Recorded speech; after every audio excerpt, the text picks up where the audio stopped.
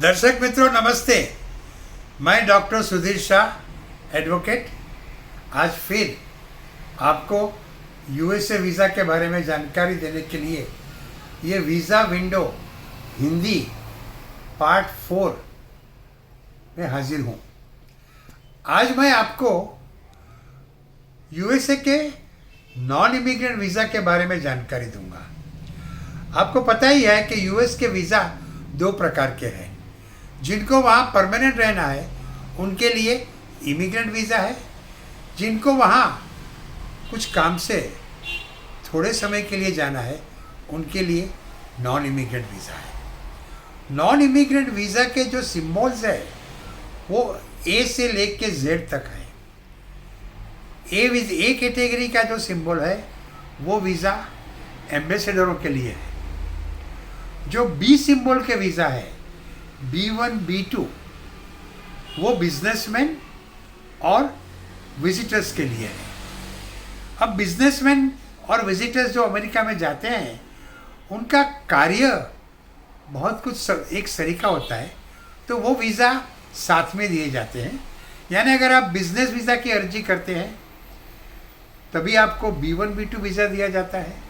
आप tourist visa की अर्जी करें तभी भी आपको B1 B2 वीज़ा दिया जाता है। फिर जब आप वो B1 B2 वीज़ा लेके अमेरिका में दाखिल होते हैं तो ऑफिसर आपको पूछता है कि आप क्यों आए हैं, क्या काम से आए हैं। अगर आप बिजनेस के कार्य में आए हैं तो आपको B1 स्टेटस देंगे। अगर आप टूरिस्ट के लिए आए हैं तो आपको B2 स्टेटस देंगे। तो B1 वीज़ा जो बिजनेसमैनों के लिए है उसके ऊपर आप अमेरिका जाके बिजनेस नहीं कर सकते, आप व्यापार नहीं कर सकते। आप सिर्फ व्यापार के लगती हुई कार्यवाही कर सकते हैं। व्यापारी को मिल सकते हैं, अपना सैंपल दिखा सकते हैं, उनका सैंपल देख सकते हैं, ऑर्डर ले सकते हैं, ऑर्डर दे सकते हैं। अगर आप कोई कंपनी के डायरेक्टर है तो उसकी मीटिंग अटेंड कर सकते हैं, वहाँ वोट कर सकते हैं, एग्जीबिशन में भाग ले सकते हैं, ट्रेड फेयर में भाग ले सकते हैं और बिजनेस के रिलेटेड, बिजनेस के लिए जो जो कार्यवाही करनी है वो सब आप कर सकते हैं। लेकिन आप वहाँ दुकान खोल के, आप वहाँ ऑफिस खोल के बिजनेस नहीं कर सकते। जब आप B1 B2 वीज़ा की अर्जी करते हैं और ख़ास करके जब आप B1 वीज़ा बिजनेस वीज़ा की अर्जी करते हैं तब अमेरिका के कानून के मुताबिक जो कॉन्सुलर ऑफिसर रहते हैं उनको ये मान लेना पड़ता है, ये सोच लेना पड़ता है कि यह शख्स जो बिजनेस वीज़ा की अर्जी करता है उसका इरादा अमेरिका में थोड़े समय के लिए बिजनेस के काम से जाने का नहीं है, वो वहाँ परमानेंट रहने की सोच रहा है। तो फिर आपको वो ऑफिसर को कन्विंस कराना पड़ेगा, खातरी दिलानी पड़ेगी कि आप वहाँ परमानेंट रहने नहीं जाते, आप वहाँ सिर्फ थोड़े समय के लिए बिजनेस के काम के लिए जा रहे हैं, आप वहाँ परमानेंट नहीं रहेंगे। तो बिजनेस वीज़ा के अर्जदार को, कॉन्सुलर ऑफिसर को उनके इंटरव्यू में यह बात की खातरी करानी होगी कि वो सचमुच में अमेरिका एक विजिटर की तरह, एक बिजनेसमैन की तरह टेम्पररी, थोड़े समय के लिए बिजनेस के कार्य के लिए जाना चाहता है।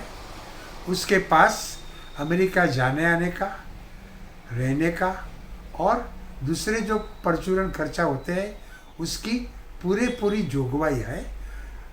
उसका खुद का इंडिया में, उसके अपने देश में अच्छा कारोबार है, घर बार है, उसके फैमिली और फाइनेंशियल टाई यानी कि कौटुंबिक संबंधों और नाणाकीय संबंध खूब गहरे हैं, कि ऐसे गहरे हैं कि वो संबंध उनको अमेरिका में ठहरने के जितना समय दिया है वो पूरा होने के बाद अपने देश में वापस खींच लाए।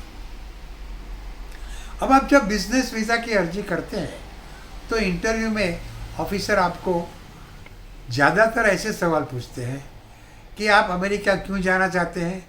आप बताएंगे कि मैं बिज़नेस के सिलसिले में जाना चाहता हूँ।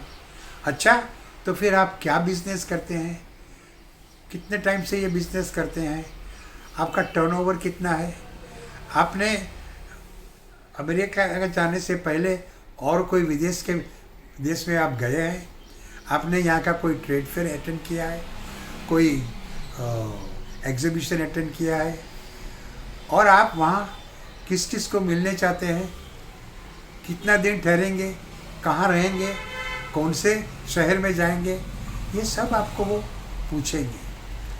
हालांकि इंटरव्यू का समय बहुत ज़्यादा नहीं होता है, वो आपको 3-4 सवाल ही पूछते हैं और उसके दरमियान वो भाप लेते हैं, वो जान लेते हैं कि आप सचमुच में एक बिजनेसमैन की हैसियत से अमेरिका जाना चाहते हैं या वहाँ परमानेंट रहना चाहते हैं।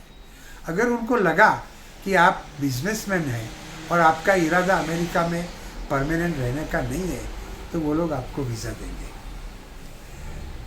थोड़े दिन पहले मेरे पास एक नौजवान आया था, कुछ उम्र होगी 26-27 साल की, और उसने बोला कि मुझे अमेरिका जाना था, वहाँ जो लास वेगास में हर साल जेसीके का सबसे बड़ा डायमंड का फेयर होता है, उसमें मुझे हाजिरी देनी थी। तो मैंने बिज़नेस वीज़ा की अर्जी की, लेकिन वो नामंजूर कर दी गई। ऑफिसर ने मुझे सिर्फ 1-2 सवाल पूछे और रिजेक्ट कर दिया। मैंने उसकी थोड़ी बैकग्राउंड जानना चाहा, उतने में वो लड़के ने मुझे कहा कि सर एक्सक्यूज़ मी, मैं ज़रा एक 10-15 मिनट में आऊँ। मैंने पूछा क्यों? उसने बोला कि मैंने जो गाड़ी है अभी नई, थोड़े दिन के पहले मर्सिडीज़ ली है, और वो मुझे लगता है मैंने नो पार्किंग में पार्क की है, तो वो लोग टो कर जाएंगे, तो मैं ज़रा गाड़ी ठीक से पार्क करके आता हूँ। वो लड़के ने मुझे ये सब इतना बताया तो मुझे एक ख्याल आया। वो जब वापस आया तो मैंने उससे पूछा कि ये गाड़ी तुम जो बोले ये मर्सिडीज़, वो तुम्हारे नाम पे है? उसने बोला हाँ मेरे नाम पे है, मैंने अभी थोड़े दिन पहले लिए। मैंने बोला अच्छा ऐसा करो, तुम वो गाड़ी के सामने खड़े हो जाओ और उसकी नंबर प्लेट दिखे, तुम भी खड़े हो, ऐसा एक फ़ोटो निकालो।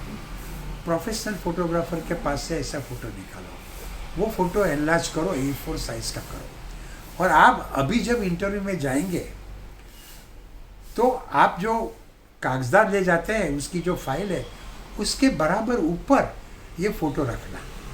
उसने मुझे पूछा कि सर इससे क्या फ़ायदा होगा? मैंने बोला तुम देखो। वो लड़का ऐसा ही किया, इंटरव्यू में गया, गुड मॉर्निंग किया, ऑफिसर ने भी उसको बोला गुड मॉर्निंग। फिर ऑफिसर की नज़र वो फोटोग्राफ पे पड़ी तो उसने पूछा कि ये गाड़ी तुम्हारी है? लड़के ने कहा कि हाँ sir, it is my car. Officer ने बोला ठहरो। फिर वो अंदर गया, 15 मिनट के बाद आया और बोला I am granting you visa. क्या हुआ था? ऑफिसर अंदर जाके उसने RTO में फ़ोन किया, बोला फलाना फलाना रजिस्टर नंबर की गाड़ी किसके नाम पे है? तो उन्हें पता चला कि वो लड़के के नाम पे है। तो ऑफिसर ने सोचा कि जिस लड़के की मर्सिडीज़ बेंज कार है, जिसकी कीमत आज 50-60 लाख रुपए होती है, तो वो अमेरिका जाके ठहर नहीं जाएगा।